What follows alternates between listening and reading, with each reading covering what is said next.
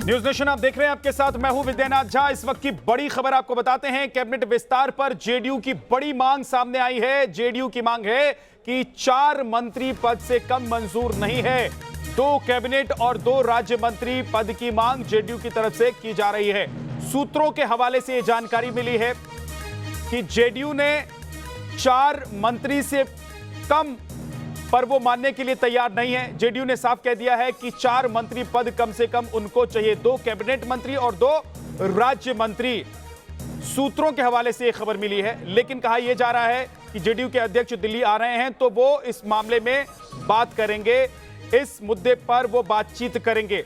2 cabinet और 2 राज्य मंत्री का पद जेडीयू चाहती है, यानी कि एक पद देने की तैयारी पहले से थी और इस बात की उम्मीद थी कि जेडीयू के खाते में एक कैबिनेट मंत्री का पद जाएगा, लेकिन 4 से कम पर जेडीयू मानने को तैयार नहीं है। रजनीश सिन्हा हमारे साथ जुड़ गए, सीधे उनका रुख करते हैं। रजनीश, ये जेडीयू की तरफ से नई मांग है?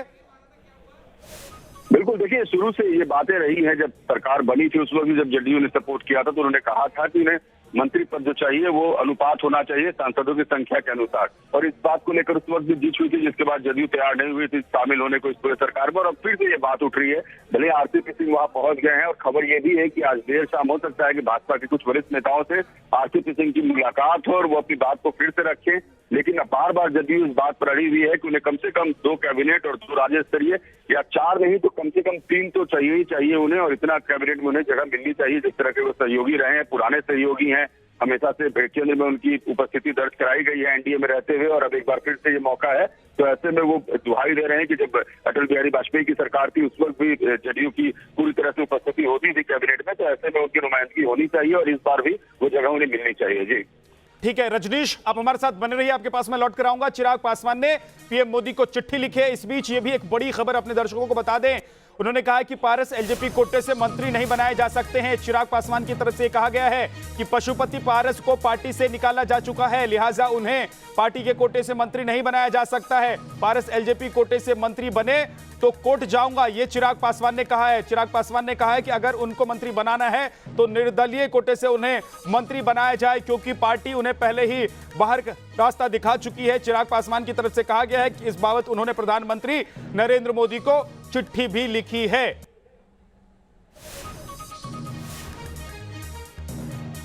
रजनीश हमारे साथ लगातार बने हुए हैं। रजनीश, एक तो पहले से एलजेपी के भीतर जो कलह चल रही थी वो खत्म होने का नाम नहीं ले रही थी, अब ये एक नया विवाद हो जाएगा एलजेपी के भीतर।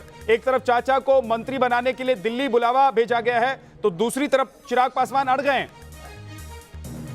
देखिए, अब ये पार्टी पर कब्जे की लड़ाई है। अब चिराग पासवान का ये कहना है कि पार्टी में पशुपति पारस नहीं है, अगर प्रधानमंत्री चाहते हैं उन्हें मंत्री बनाना तो निर्दलीय तरीके से उन्हें मंत्री बनाए, यानी निर्दलीय सांसद, उन्हें पार्टी का नहीं माना जाए क्योंकि वो पार्टी में नहीं है। उन्होंने अपने चाचा पर आरोप लगाया है कि उनके चाचा ने गलत किया है उन लोगों के साथ, उनके पीठ में छुरा घोंपा है। मंत्री पद पाने के लिए उन्होंने इस तरह की पूरी साजिश रची है और इसको लेकर ही वो रामविलास पासवान के सपने को चकनाचूर करके और पार्टी को अकेला छोड़कर और अकेले जाकर वो मंत्री बनना चाह रहे हैं। तो चिराग पासवान ने आरोप लगाया कि पूरी साजिश पशुपति पारस ने मंत्री बनने के लिए की थी, और अब अगर उन्हें मंत्री बनाया भी जा रहा है तो उन्हें पार्टी का सदस्य नहीं माना जाए, उन्हें पार्टी से निष्कासित किया जा चुका है। पार्टी, चिराग पासवान का कहना है कि मेरी पार्टी है और मेरी पार्टी में वो नहीं है, तो लोजपा कोटे से वो मंत्री नहीं बन सकते। जी ठीक है, बहुत बहुत शुक्रिया रजनीश इस पूरी जानकारी के लिए आपका।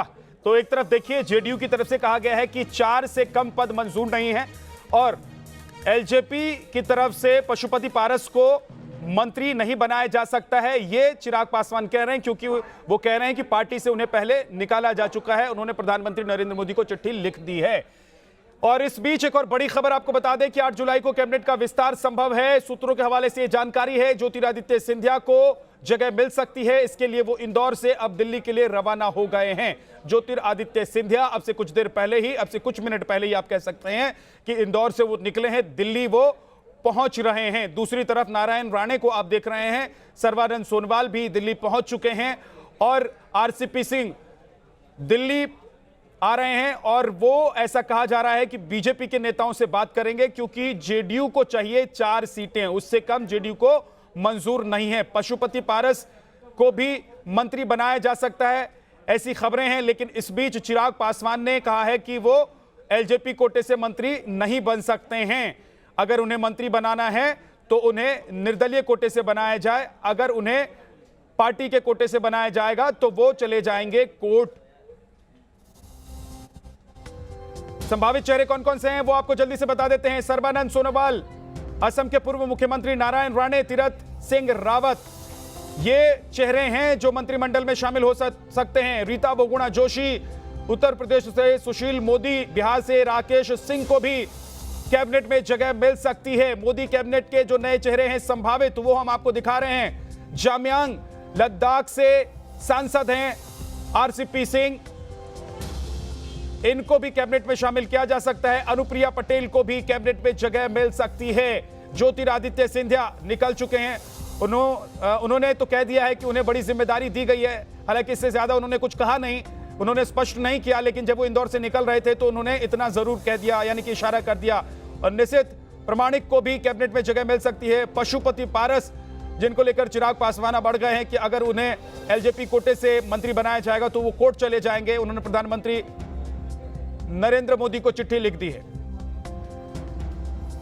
हमारे 3 सहयोगी हमारे साथ जुड़ गए हैं। विकास चंद्रा हमारे साथ दिल्ली से जुड़े हैं, आलोक पांडे लखनऊ से हमारे साथ जुड़े हैं, और साथ ही हमारे सहयोगी रजनीश भी हमारे साथ जुड़े हुए हैं। लेकिन सबसे पहले दिल्ली चलते हैं। विकास, जरा जल्दी से बड़ी खबर इस वक्त की बता दीजिए, क्या है आपके पास? ये देखिए, जो अटकलें लगाई जा रही थी काफ़ी वक्त से मंत्रिमंडल विस्तार की, अब वो धीरे धीरे मूर्त रूप लेने लगा है। नेताओं का दिल्ली पहुंचने का जो सिलसिला है वो जारी हो गया है।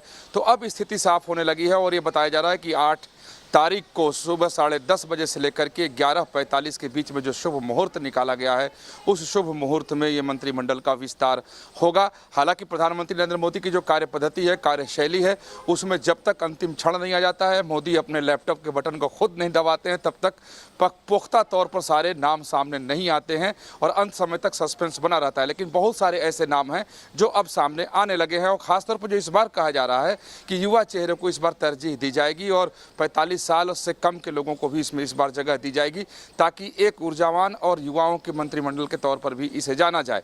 और क्षेत्रीय और जातिगत समीकरण और संतुलन, ये बार बार मैं इस बात को कह रहा हूं कि ये क्षेत्रीय और जातिगत समीकरण को भी इससे साधने की कोशिश की जाएगी। यानी मोदी का पॉलिटिकल इंजीनियरिंग जो है वो इस मंत्रिमंडल विस्तार से देखने को मिल सकता है। जी ठीक है, आलोक पांडे लखनऊ से हमारे साथ जुड़े हुए हैं। आलोक, क्योंकि उत्तर प्रदेश में विधानसभा के चुनाव होने वाले हैं, तो उत्तर प्रदेश से किस किस को मंत्री पद मिल सकता है, किसे कैबिनेट में शामिल किया जा सकता है? देखिए, यही बात यहाँ पे सबसे महत्वपूर्ण है कि जब 2022 का जो चुनाव है बहुत दूर नहीं है, तो मोदी मंत्रिमंडल में उन चेहरों की उम्मीद ज़्यादा की जा रही है जिससे 2022 का जो समीकरण है वो कहीं बेहतर और अच्छा हो सके। न सिर्फ क्षेत्रीय बल्कि जातीय समीकरण के साथ साथ इस तरह के राजनीतिक समीकरण को भी वो ज़्यादा मजबूत कर सके, जो अन्य पार्टियों को लेकर के जो अन्य पार्टियां कार्ड खेल सकती हैं उन सबको भी नगण्य करे। ऐसे में जिन नामों की चर्चा है वो नाम है रीता बहुगुणा जोशी। उनके साथ इस बात का कयास है कि न सिर्फ वो ब्राह्मण हैं बल्कि पर्वतीय पहाड़ से हैं, तो दोनों ही तरफ से यहाँ अगर उत्तर प्रदेश की बात की जाए, लखनऊ की बात की जाए, तो पहाड़ की एक अच्छी खासी जनसंख्या है, ऐसे ही पूरे सूबे में है। दूसरी तरह उसका मैसेज भी दूर जाता है। अगर अनुप्रिया की बात की जाए तो पूर्वांचल जो है वहाँ पे कुर्मी वोट एक बड़ी संख्या में है, तो वापस से जातीय समीकरण को लेकर के ही हम इन नामों की बात कर रहे हैं। और पहले भी 2014 की बात हो, 2019 की बात हो, 2017 की विधानसभा की बात हो, ये चेहरे महत्वपूर्ण भी रहे हैं। रीता बहुगुणा जोशी यहाँ स्टेट में कैबिनेट मिनिस्टर थी, बाद में वो सांसद बनी। तीसरी बात है कि निषाद पार्टी को लेकर के, संजय निषाद की पार्टी को लेकर के लग रहा है कि बात कहीं ना कहीं बन जाएगी। उनके भी बेटे को वहां पर मंत्रिमंडल में जगह मिल सकती है। और ऐसे और भी 1-2 नाम हैं जो इस वक्त में ऐसा लग रहा है कि पश्चिमी उत्तर प्रदेश, जहां पे किसान आंदोलन की बात हो रही है, जहां पे जाटों को लेकर के जिला अध्यक्ष के चुनाव की जो फीडबैक है उन सब को लेकर के ये देखा जा रहा है कि किसके और नाम की गुंजाइश है। लेकिन 2022 को जरूर इससे जोड़ करके ही देखना चाहिए। जी ठीक है, आलोक बने रही हमारे साथ विकास श्रीवास्तव भी जुड़ गए हैं, मुंबई उनके पास चलेंगे, और एनके सिंह साहब जुड़ गए हैं हमारे साथ, वरिष्ठ पत्रकार। सर, बहुत बहुत स्वागत है आपका। किस तरीके से देख रहे हैं आप इस मंत्रिमंडल के विस्तार को? धन्यवाद। देखिए, बहुत सिंपल सी बात है कि एक तो राज्यों में चुनाव है, लिहाजा उन राज्यों के नेताओं को लाना बड़ा ऑब्वियस चीज है। कास्ट समीकरण सिर्फ तब काम करता है जब बीजेपी का अपना सपोर्ट बेस हल्का कम होने लगता है और ये लगता है कि अगर ये शिफ्ट होकर दूसरी तरफ चला गया तो उनकी विनेबिलिटी बढ़ जाएगी। सिर्फ इतना नहीं है कि उनको कुर्मी वोट चाहिए, कुर्मी वोट मोदी जी के अपने वर्चस्व से भी मिलेगा, लेकिन अगर अनुप्रिया पटेल दूसरी तरफ चली जाती है तो खतरा यह है कि वो अगर थोड़ा बहुत शिफ्ट हुआ तो मुलायम सिंह या अखिलेश की पार्टी को मजबूती ज्यादा मिल जाएगी। तो इस समय ये दोनों चीजें देखनी है और यही वजह है कि पारस का जैसे बिहार में है, पारस को लेने के पहले मुझे लगता है वो काउंटर प्रोडक्टिव होगा। अगर आप पारस को लेते हैं तो एक तो ये लगेगा कि आपने रामविलास पासवान के साथ बिट्रे किया, उनके बेटे को जो धोखा दे रहा है उनको नहीं लिया। ये सारे कैलकुलेशंस देख के ही इसको करना पड़ेगा। बिहार में कोई चुनाव नहीं है, लेकिन बिहार में हमें इसलिए साधना है कि एक बड़ा वर्ग है जो ऐंठ रहा है और वो हर तीसरे दिन धमकी देता है कि हम जेडीयू बीजेपी कॉम्बिनेशन से निकल के बाहर चले जाएंगे। तो अगर आपकी अपनी ताकत होती तो ये समझौते की जरूरत ना पड़ती, लेकिन चूंकि अपनी ताकत कम है इसलिए ये मजबूरी है इस तरह के एडजस्टमेंट करना। ठीक है सर, मैं आपके पास लौट कर आऊंगा। एक बार मुंबई का रुख कर लेते हैं। विकास श्रीवास्तव मेरे सहयोगी वहां पर मौजूद हैं। विकास, महाराष्ट्र से कौन कौन से चेहरे हैं? नारायण राणे तो कहा जा रहा है कि वो दिल्ली पहुंच गए। बिल्कुल विद्यानाथ, देखिए महाराष्ट्र से 4 नामों की चर्चा है, लेकिन उन नामों में सबसे प्रखरता से जो नाम सामने आया है वो नारायण राणे का है। वो तो पहुंच भी गए हैं। उनको जेपी नड्डा के घर से कल कॉल आया था, इस बात की पुष्टि वो कर चुके थे, लेकिन उन्हें जिम्मेदारी कौन सी दी जाएगी, किस मकसद से उन्हें दिल्ली बुलाया जा रहा है, ये अभी तक उन्होंने साफ नहीं किया था। लेकिन उनका दिल्ली पहुंचना ये बताता है कि जो कयास लगाए जा रहे हैं अब लगभग वो सही हैं। जो जिन 4 नामों की चर्चा है वो सभी नाम जो है क्षेत्रीय और जातीय समीकरणों को देखते हुए तय किए गए। सबसे पहले तो नारायण राणे का जिक्र हुआ है, तो मैं बता दूं कि ये शिवसेना के मुखर विरोधी रहे हैं। 37 साल ये शिवसेना में थे, लिहाजा शिवसेना की नीतियों से अच्छे से वाकिफ़ हैं, शिवसेना के अखंड आलोचक हैं और शायद यही वजह है कि इनको अब मंत्रिमंडल में जगह दी जा रही है। और साथ ही बीजेपी ये दिखाने की कोशिश कर रही है, ये संदेश देना चाहती है कि देखिए जो हमसे लॉयल रहते हैं हम उनके साथ कितना सम्मानजनक बर्ताव करते हैं, उन्हें किस पद पर भेजते हैं। ये संदेश अपनी तरफ से हो सकता है बीजेपी नारायण राणे के नाम को आगे लाकर देने की कोशिश सिंह सर, एक बार फिर से आपके पास मैं आ रहा हूं क्योंकि कई सारे ऐसे चेहरे हैं और जैसा कि विकास बता रहे हैं कि बीजेपी एक ये भी संदेश देने की कोशिश कर रही है कि हम लॉयल रहते हैं, अगर आप हमारे साथ आते हैं, आप बड़े चेहरे हैं, बड़ा नाम है, तो आपको बड़ी जगह भी देंगे। क्या ये कोशिश भी है इस मंत्रिमंडल विस्तार में जो संभावित है?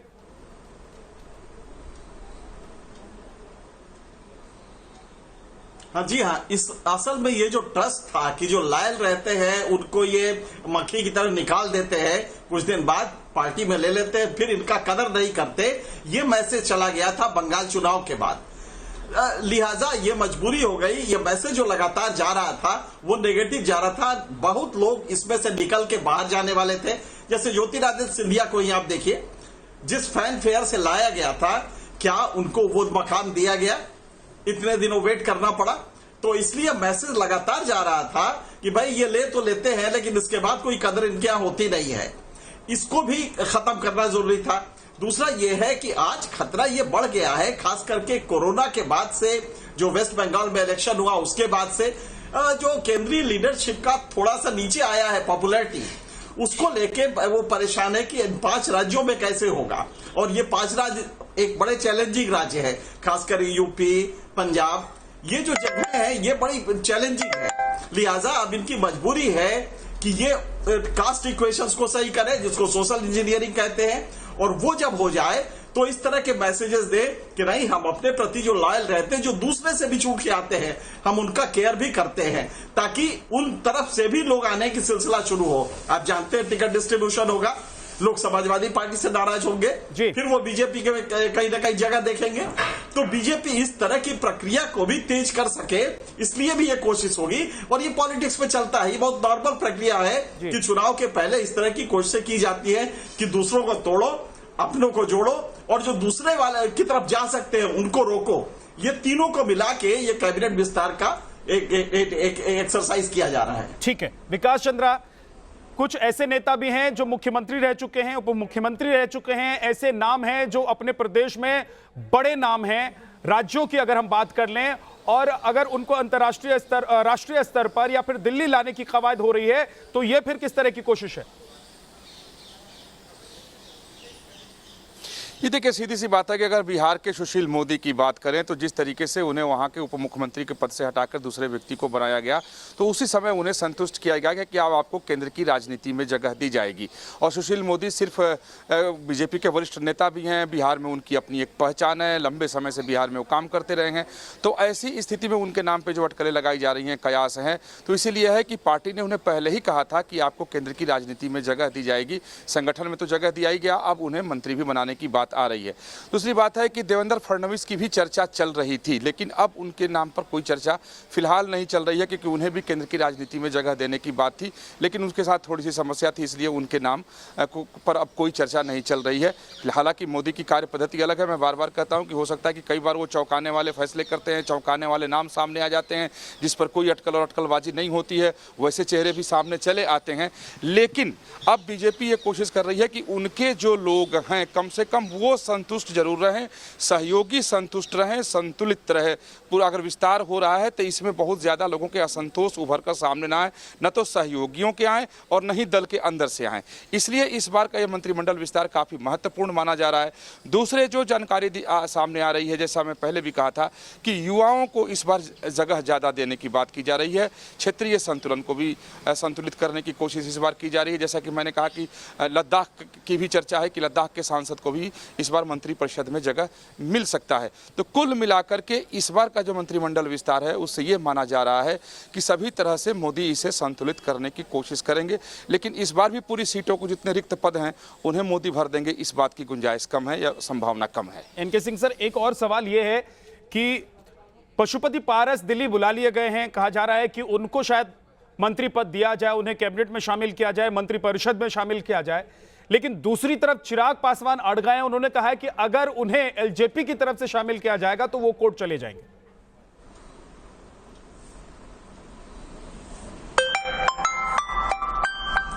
नहीं, देखिए इसमें एक गलत कैलकुलेशन कर रही है बीजेपी। मेरे ख्याल से जमीन से वो फीडबैक लेती तो बीजेपी ये न करती।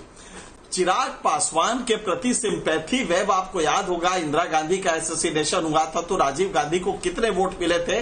48.18% वोट मिले थे, और ये सिंपैथी वोट थे। इसलिए आप कभी भी मेन लाइन के उत्तराधिकारी को छोड़ के अगर किसी को लेते हैं तो वो मैसेज बिट्रेयल का जाता है। और यहां पे मैं आपको बता दूं कि ग्राउंड जीरो पे अगर आप देखेंगे, जमीन पे देखेंगे, तो वहां पे उनका सपोर्ट बेस सभी पूरा का पूरा रामविलास पासवान का सपोर्ट बेस इस समय चिराग के साथ है, और उसकी अपनी विक्टिम इमेज जो वो बना रहा है एक युवा नेता के रूप में, वो ज्यादा कारगर होगी।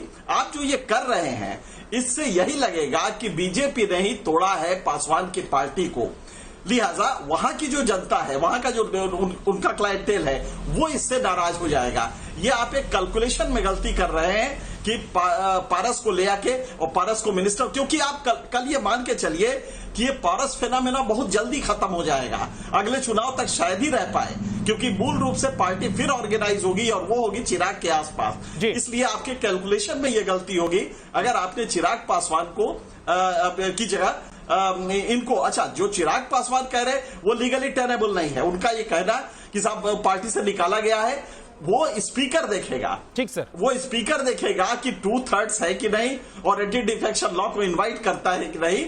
लिहाजा अगर वो आपने निकाल दिया है तो वो एक इंडिपेंडेंट अनअटैच्ड वो हो जाएगा, मेंबर हो जाएगा, और तभी बन सकता है। इसलिए पारस को बनाने में दिक्कत नहीं है, लेकिन पॉलिटिकली वो कैलकुलेशन बीजेपी का गलत हो जाएगा। अभी तो कयास है, और अगर ऐसा होता है तो आप कह रहे हैं कि वो गलत हो जाएगा बीजेपी के लिए। लेकिन एक सवाल बिहार से यह भी है कि जेडीयू ने 4 कम से कम मंत्री पद मांग लिए हैं, उससे कम पर जेडीयू तैयार नहीं है। जेडीयू के अध्यक्ष दिल्ली आ रहे हैं और वो ये कहा जा रहा है कि बीजेपी के नेता से बात करेंगे। विकास चंद्रा दिल्ली में मौजूद है, उनके पास चलेंगे। एक छोटा सा ब्रेक, फौरन वापस लौटेंगे। तमाम हमारे सहयोगी हमारे साथ बने हुए हैं, एनके सिंह सर भी हमारे साथ बने हुए हैं। छोटा सा ब्रेक, फौरन लौटेंगे।